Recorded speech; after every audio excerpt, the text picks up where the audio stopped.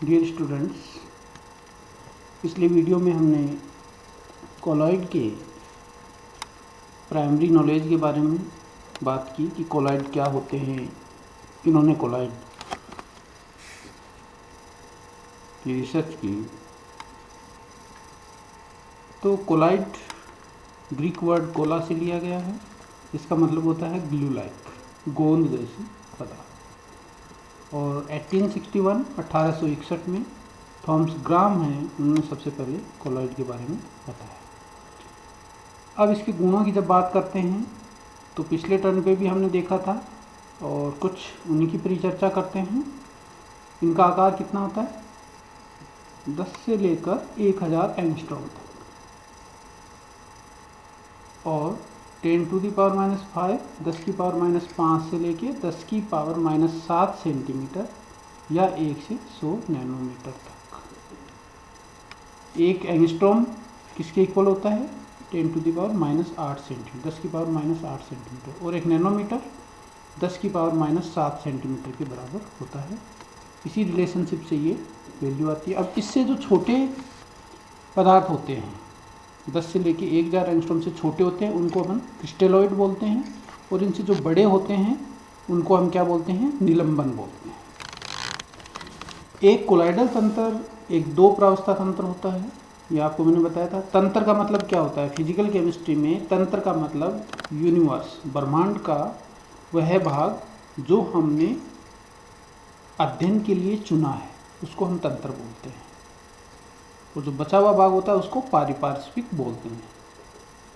तो यहाँ पे कोलॉइडल तंत्र की बात करते हैं तो हम ये कहते हैं, मान लो एक बीकर में अपने पास कोई कोलॉइडल सॉल्यूशन है, तो ये एक कोलॉइडल तंत्र हो गया। तो इसमें दो फेजेज होती हैं, दो प्रावस्थाएं होती हैं, दो अवस्थाएं होती हैं।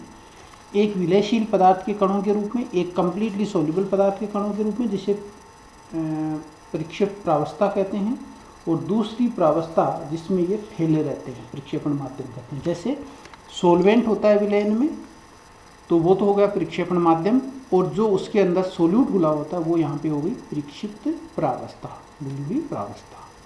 तो कोलॉइडल विलयन इज इक्वल टू परिक्षिप्त प्रावस्था प्लस परिक्षेपण माध्यम। Colloidal solution is equal to dispersed phase plus dispersed medium. ये ठोस, एक तरल या एक गैस भी हो सकता है। कौन? परिक्षेप्त प्रावस्था। वैसे ही परिक्षेपण माध्यम है, ये भी एक तरल, ठोस या गैस हो सकता है।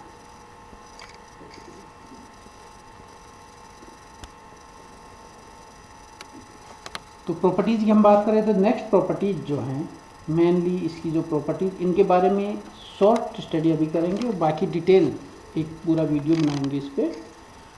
अब हम बात करते हैं कि आकार की बात हो गई। आकार के बाद आकार के आधार पे हमने कोलॉइड बना लिए, बता दिए कि कोलॉइड ये होते हैं। अब नेक्स्ट जब हम बात करते हैं तो हम ये कहेंगे कि इनकी मेन प्रॉपर्टी होती है हेटेरोजीनिटी।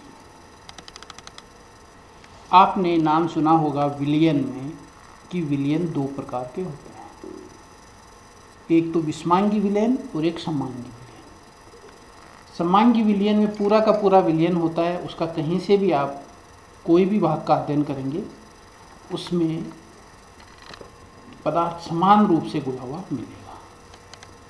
और विषमांगी विलयन में समान रूप से नहीं मिलेगा।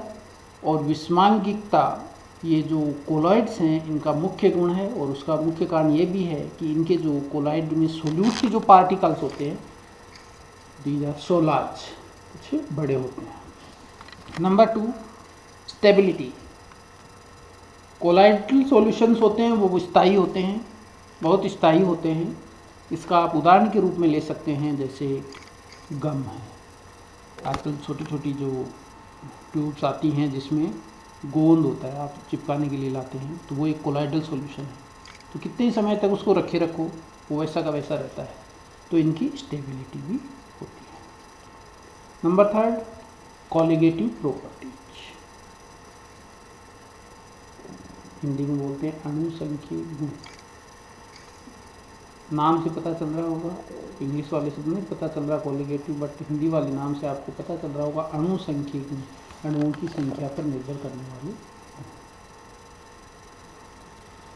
अणुसंख्यक गुणधर्म आपने विलेन के चैप्टर में पढ़े होंगे, कौन कौन से होते हैं? प्रासरण दाब, क्वथनांक उन्नयन, हिमांक अवनमन। तो ये जो इनकी भी आगे डिटेल स्टडी करेंगे। तो ये जो अणुसंख्यक गुणधर्म, ये सोल्यूट पार्टिकल्स होते हैं, या यहाँ पे अपन क्या कहेंगे, विक्षिप्त प्रावस्था जो होती है उनके कणों पर निर्भर करते हैं। तो इनके निश्चित कोलिगेटिव प्रॉपर्टीज दर्शाते हैं। फिल्ट्रेबिलिटी, निस्पंदता।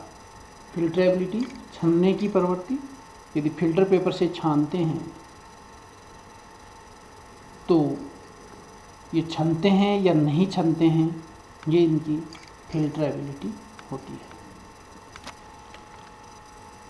Next, kinetic properties.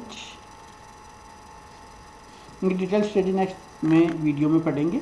तो काइनेटिक प्रॉपर्टीज या ब्राउनियन मोशन, ये एक रेंडम यादृच्छिक गति करते हैं, जिसको रॉबर्ट ब्राउन ने स्टडी किया था, इसलिए ब्राउनियन मोशन कहते हैं। तो इनमें ब्राउनियन मोशन पाई जाती है। डिफ्यूजिबिलिटी, विषरणता। मैंने स्टार्टिंग के वीडियो में बताया था कि आपको कोई पदार्थ है उसको किसी दूसरे पदार्थ में मिलाते हैं, जैसे सोलवेंट में सोल्यूट डालते हैं, यहाँ पे विक्षेपण माध्यम में विक्षिप्त प्रावस्था डालते हैं, तो उसमें क्या होता है, डिफ्यूज होता है या उसमें मिलता है, घुलने की प्रवृत्ति होती है, दैट इज डिफ्यूजिबिलिटी। विजिबिलिटी, दर्शिता। कोलाइडल पार्टिकल्स को हम देख भी सकते हैं।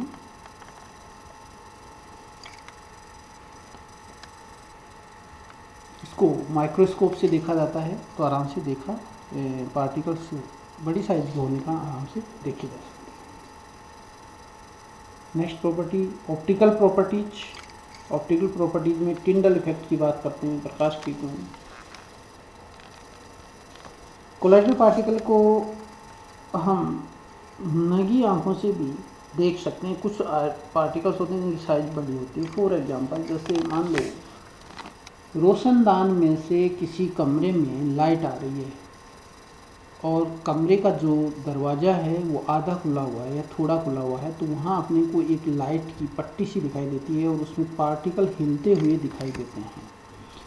ये एक टिंडल प्रभावी होता है, प्रकाशिक गुण होता है इनका। तो इसमें अलग अलग टाइप की ये प्रॉपर्टीज़ पाई जाती हैं जो इनकी स्पेशल होती हैं। अब ये जो प्रॉपर्टीज हैं इनकी डिटेल स्टडी तो हम नेक्स्ट वीडियो में करेंगे, लेकिन यदि हम एक बार इनके बारे में थोड़ा सा दोबारा बात करें तो हम क्या कहेंगे कि कोलाइडल पार्टिकल्स क्या हैं? ऐसे पार्टिकल्स जिनका आकार 10 एंगस्ट्रॉम से लेके 1000 एंगस्ट्रॉम तक होता है। मेन चीज़ आपको ये याद रखनी है, 10⁻⁵ से 10⁻⁷ सेंटीमीटर इनका आकार होता है, ठीक है। और यदि इसको मीटर में कहेंगे तो अपन कहेंगे 10⁻⁷ से 10⁻⁹ मीटर इनका आकार होता है। नंबर 1 चीज़ ये हो गई। नंबर 2 चीज़ ये है कि ये सॉलिड भी हो सकते हैं, गैस भी हो सकते हैं, लिक्विड भी हो सकते हैं, ठीक है। हम जब कोलाइडल स्टेट की बात करते हैं या कोलाइडल पार्टिकल की बात करते हैं तो पार्टिकल रेफरेंस पार्टिकल का देते हैं। जब कोलाइडल स्टेट की बात करते हैं तो सोल्यूट के रूप में कोलाइडल पार्टिकल्स एक सॉल्वेंट में घुले हुए रहते हैं। यहाँ पर मान लीजिए आपके पास पानी है और पानी के अंदर आप चीनी मिलाते हैं तो चीनी कंप्लीटली घुल जाती है, तो वहाँ पे कोलाइडल सॉल्यूशन नहीं बनता है। लेकिन आपने देखा होगा शू पॉलिश,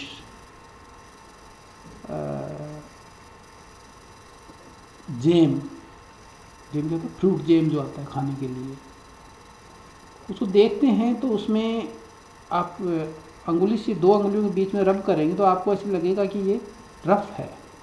उसका कारण ये है कि कोलाइडल पार्टिकल्स थोड़े बड़े होते हैं और उनको हम इनसे फील कर सकते हैं। इसी तरीके से पॉलीमर्स होते हैं, these are also colloidal solutions. इसके बाद हम बात करते हैं कि हेट्रोजेनिटी विषमांगिकता मैंने आपको बताया, आकार बड़ा होने के कारण इनमें समांगता नहीं पाई जाती है। हमेशा याद रखना कि कोलॉइडल सॉल्यूशन हेट्रोजीनस होते हैं, विषमांगी विलयन होता है।